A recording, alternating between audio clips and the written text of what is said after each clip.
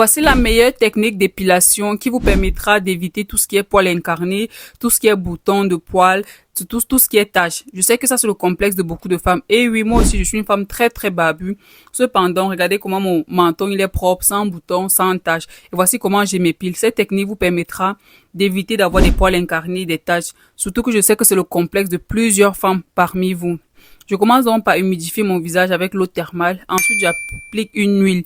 Bon, là, j'ai utilisé l'huile prodigieuse de Aromazone. Une huile de ton choix. Maintenant, je prends la pince à épiler. S'il vous plaît, laissez les rasoirs au niveau des poils.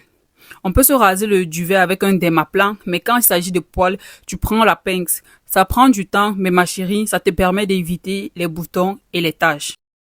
Je prends donc ma pince, je retire poil par poil. Je dis bien poil par poil.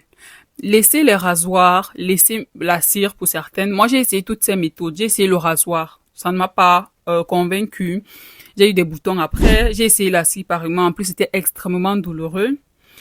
Là, maintenant, si tu veux, tu peux faire le laser. Mais moi, je suis pas encore prête psychologiquement à faire le laser. Surtout quand je vois qu'il y a beaucoup de personnes qui font le laser après qui ont des flops, c'est-à-dire des opérations ratées, qui ont des brûlures, qui ont le menton qui est devenu tout noir. Maintenant, il y a la nouvelle technique qui s'appelle l'électrocoagulation. Peut-être je la ferai en fin d'année, peut-être pas. Je ne suis pas encore prête pour ça.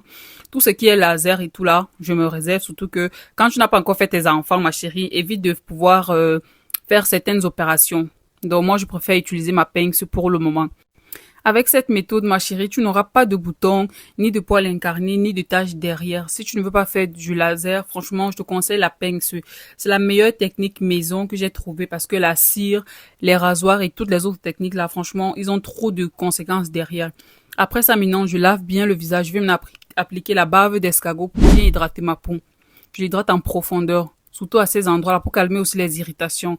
Tu mets de la bave d'escargot. Si tu as une peau très sensible, tu peux ajouter un sérum à l'acide azelaic. L'acide azelaic, c'est un excellent actif et réputé anti-inflammatoire, anti-rougeur. Donc, si tu as peur des rougeurs derrière, je te conseille d'utiliser l'acide azelaic. Mais moi, j'ai pas une peau sensible, donc la bave d'escargot me suffit largement.